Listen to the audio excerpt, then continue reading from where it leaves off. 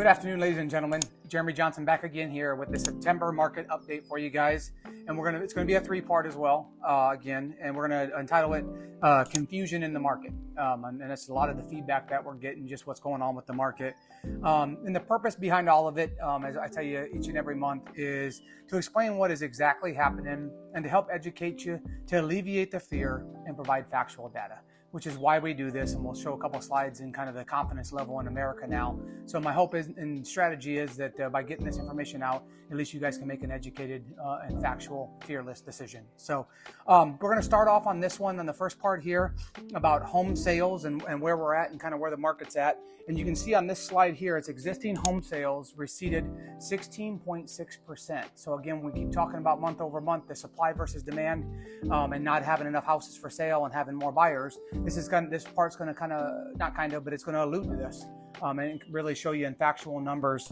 that in America it's 16.6% and in 23.8% in the northeastern region, which is where we're at in Virginia, on just homes for sale. And why, you may ask, and I'm glad you asked that. It's two factors that are driving the activity: the inventory availability and the mortgage rates. Everybody's watching the mortgage rates, and just like I said with that last slide, the inventory availability, unfortunately both have been unfavorable to buyers. So that's why we keep saying it's still a seller's market. And then even for individuals that own a home right now, as we said before, they don't want to necessarily jump into this market and sell their house to downsize or upsize because they're sitting in a 2 or 3% interest. So there's not a lot of value to them, and then they're concerned of what the market's going to do. And we've talked many times about why I believe it's not going to crash and why experts believe it's not going to crash. But again, who wants to jump out of a 2-3% interest into a high 6, low 7% interest? So those are factors driving that. This next slide here, I want to show you inventory and where we're at. So average annual inventory of home sales, and you can see since 1999 where we're at 3.3%. And I've told you a couple months before, or multiple times, is it takes about 5 to 6 months to be in a neutral market, and we're at in America about 3.3. It's 1.8 in the Hampton Roads area as of this last month. And this next slide we also talked about, so not only are houses not being listed, we don't have enough inventory, we've talked about the builds. So you can see on this slide here, we hit 14 straight years of new builds being below the 52-year average.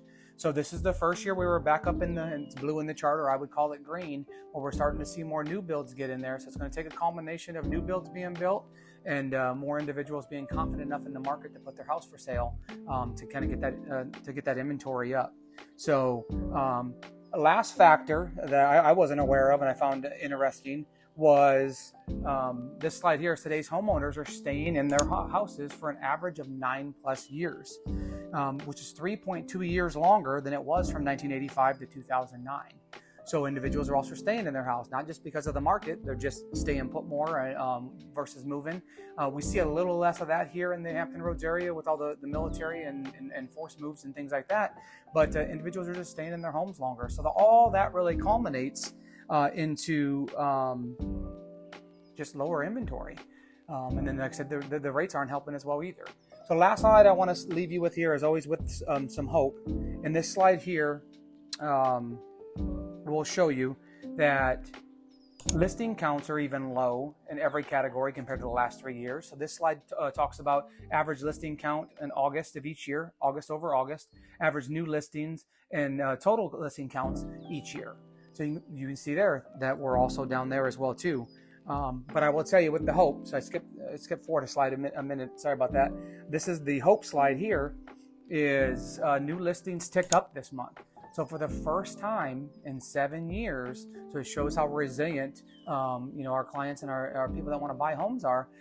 It actually ticked up a bit in August, and historically, and we'll show you in part 3 a slide that shows kind of the trend of how house buying goes in the hot months and the hot housing prices, and when it kind of slows down. It typically slows down in the fall, but this August it did tick up.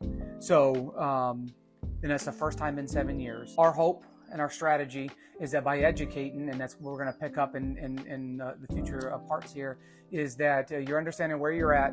You're understanding if you're in a position to buy a home, you're getting with a trusted real estate agent, and regardless of the interest rates, as Dave Ramsey says, month over month, now is a great time to buy.